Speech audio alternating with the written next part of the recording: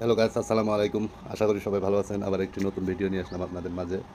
কাজী জাবের আহমেদের সম্পদ জমাকারী মানুষ জান্নাতে যাবে না, জাহান্নামে যাবে, এই বিষয়ে কি বললেন কাজী জাবের আহমেদ?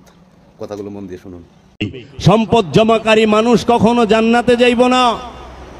সম্পদ জমাকারী মানুষ জাহান্নামী। আল্লাহর হাবিব হাদিসেও কয়ে দিছে, কোরআনেও আল্লাহ কয়ে দিছে। তো কাজী ইমাম যদি গলত হয়, নামাজও গলত হয়ে যাইব। যারাই নামাজ পড়েন ইমামের পিছার পীর সাহেবের পিছে, আগে ইমামের দিকেও খেয়াল করেন, পীরের পিছেও খেয়াল করেন। পীর মাশায়েখদের কাছে মুরিদ হইছেন, এখন পীরের কাছ থেকে তো সালাত শিখেন, পীরের পিছে সালাত পড়েন। অহংকার অনেক পীর সাহেব তো সবাই তার মুরিদ গনিয়া ওয়াক্তি সালাত করে না, করে তো। আজ শিখাইতেছে পীরে কুরবানি, শিখাইতেছে পীরে হজ শিখাইতেছে। এখন আগে চান পীরে যদি দুনিয়াদার হয়, আপনার সালাতও দুনিয়াদারি সালাতই হইব। পীর যদি দুনিয়াদার হয়, আপনার সালাতও দুনিয়াদারি সালাত হইব। পীর যদি দুনিয়াদার হয়, আপনার জাকাতও দুনিয়াদারি জাকাত হইব। আপনার পীর যদি দুনিয়াদার হয়, আপনার কুরবানিটাও দুনিয়াদারি কুরবানি হইব। এর জন্য পীর হোক চাই ইমাম হোক, অবশ্যই তাকে মুমিন হইতে হবে। আর মুমিন ছাড়া ইমাম হইতেই পারে না।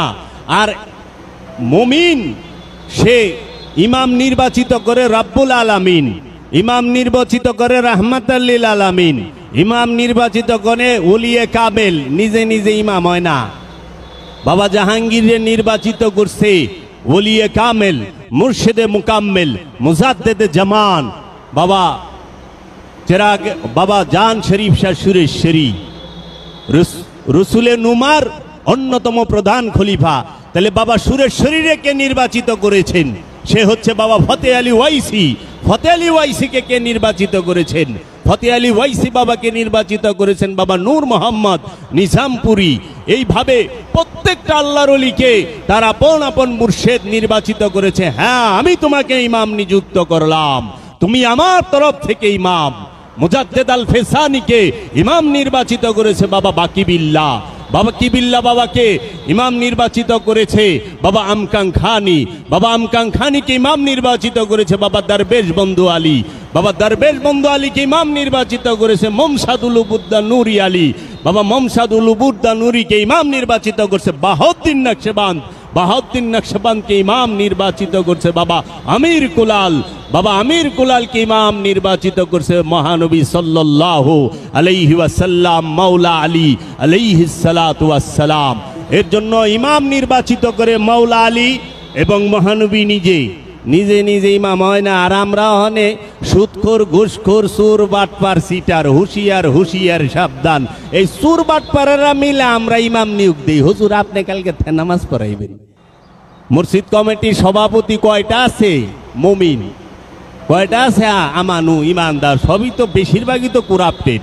এলাকার সবচেয়ে বড় হুমরা সুমরা। তাই বেদম বাবা একদিন একটা কথা কইছিল যে মুসা নবীর বিরুদ্ধে, মুসা নবী ফেরাউনের বিরুদ্ধে দাঁড়াইছে। ওই সময়কার সবচেয়ে বড় সম্পদ জমাকারী ছিল ফেরাউন। ফেরাউন শব্দের অর্থই হচ্ছে সম্পদ জমাকারী। এই সম্পদ জমাকারীর বিরুদ্ধে মুসা নবী খারাইছে। নমরুদ্দার বিরুদ্ধে ইব্রাহিম নবী খারাইছে। কেন?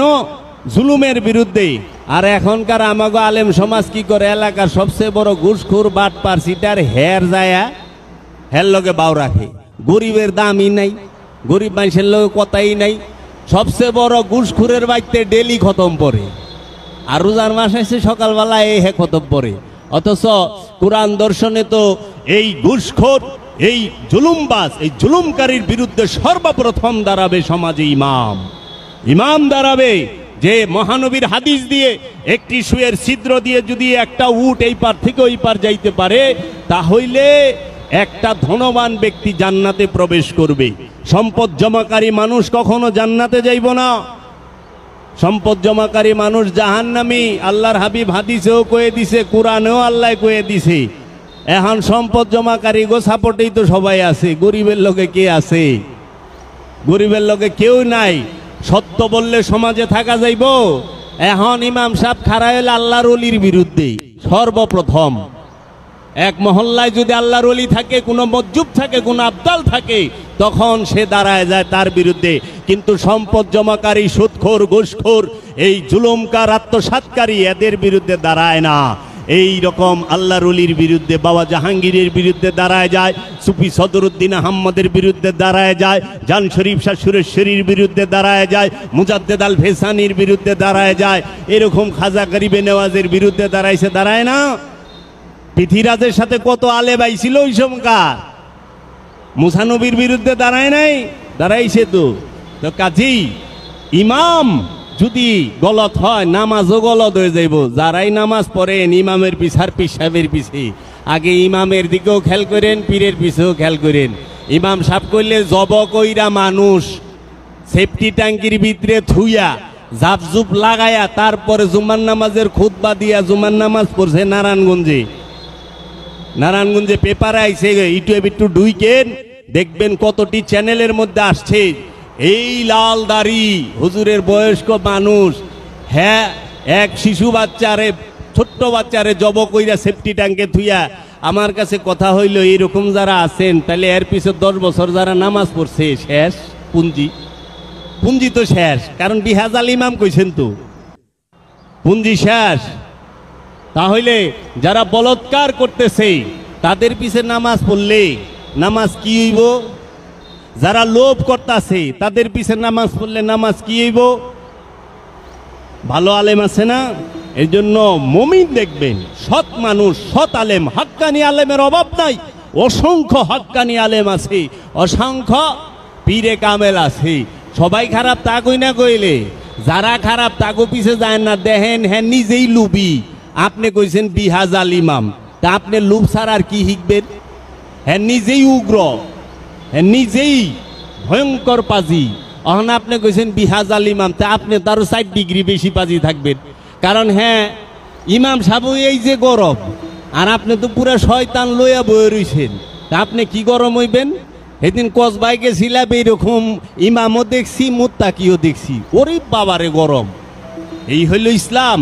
ইন্নাস সালাতা তানহা আনিল ফাহশাই ওয়াল মুনকার, নিঃসন্দেহে সালাত পাপ থেকে বিরত রাখে, উগ্রতা থেকে বিরত রাখবে, সমস্ত অশ্লীল কর্ম থেকে বিরত রাখবে।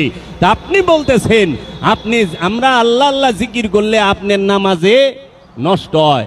তা আপনিও আল্লাহরে ডাকতেছেন, আমি আল্লাহরে ডাকতেছি। আপনি কোন আল্লাহরে ডাকেন? আর আপনার নামাজে তো পাতলাকে, যে 200 মিটার দূরে একজনে আল্লাহ আল্লাহ ডাকবার লইছে, এনতে আপনি ডিস্টার্ব হয়। তার মানে কি আপনি নামাজ পড়বেন দেখে পশু পাখিও চিল্লাচিল্লি বন্ধ করে দিব, মানুষজন সব সাইলেন্ট হয়ে যাব? কিমুন এবাদতকারী? এই এবাদত কেমন? এবাদত তো এমন হবে, মাওলা আলী বলছে, আমি সেই আল্লাহর ইবাদত করি না যে আল্লাহকে আমি দেখি না। আমার পায়ে, মাওলা আলীর পায়ে তীর বিচ্ছিল, বলছে এখন খুইল না, বড় যন্ত্রণা করে, বেড়া ব্যথা করে। আমি যখন সালাতে দাঁড়াই তখন এই তীর খুইল, আমি টেরও পামু না। তীর ইমরাত থেকে 2 কোমরাদা বাইরে গেছে মাওলা আলীর পায়ে, কদম মুবারকে। ইমরাত থেকে সালাতের সময় খুলছে, তাইলে তার সালাত কত গভীরা ছিল। আর আমাগো এহেনে, ওরে বাবারে, একজনে হিন্দুরা যদি মন্দিরে ডুল বাইরায়, মুসলমান নামাজ পড়া পারে না। ওর ডুল বন্ধ রাখবি, আমি নামাজ পড়ুম। এটা কি ইসলাম? যদি ইন্ডিয়ায় এরকম করে যে আমরা মন্দিরে পূজা করুম, তুমি নামাজ বন্ধ রাখবা, আজান বন্ধ রাখবা, তখন তো আবার করবেন জুলুম করে। না, যার যার ধর্ম শেষে করবে। লা ইকরাহা ফিদ্দিন, দিনের মধ্যে কোনো জবরদস্তি নাই। লাকুম দীনুকুম ওয়ালিয়া দিন, তোমার ধর্ম তোমার দিন তোমার কাছে, আমার দিন আমার কাছে। আমি মুর্শিদ মানি, আমি আমার মুর্শিদের কাছে গেছি, এইটা আমি মানি, আমারটা লয়ে আমি আছি, তুমি মানো না, তোমারটা লয়ে তুমি থাকো। তুমি কেন জোর করে আইছো? কয় এইটা আমার দায়িত্ব। এই আজকে যে চরমনায় যে ফোন দিছিল আমারে, কয় কি যে এইটা আমার দায়িত্ব, আপনার হেদায়েত করে, সাবধান করে। তা আমি এই দায়িত্ব কে দিল? কয় আল্লাহ রাব্বুল আলামিন। আমি ইন্না লিল্লাহ। কয় কি আল্লাহ আপনার নিজে দায়িত্ব দিছে? তখন আর কথা কয় না। আল্লাহ আপনার দায়িত্ব দিলে আপনি ফোন করে বকাবকি করবেন না। আল্লাহ রসুলরে দায়িত্ব দেয়, আল্লাহ ওলিরে দায়িত্ব দেয়, আল্লাহ নবীরে দায়িত্ব দেয় মানুষকে হেদায়েতের জন্য। আর ওলি নবী রসুল রায়া এই শিবারাম পাড়া কায়দা পড়ায় না। ওলি নবী রসুল রায়া মুর্শেদে ধ্যান শিখায়, দাইমি সালাত শিখায়। কি? বরজাকে শেখ, তসব্বুরে শেখ। নিনিকে মুর্শেদ, বরজাকে মুর্শেদ, তসব্বুরে মুর্শিদ। এই দাইমি সালাত করাইতে করাইতে, হাকিকি সিয়াম করাইতে করাইতে, যাকাত দিতে দিতে মানুষ মুমিনে পরিণত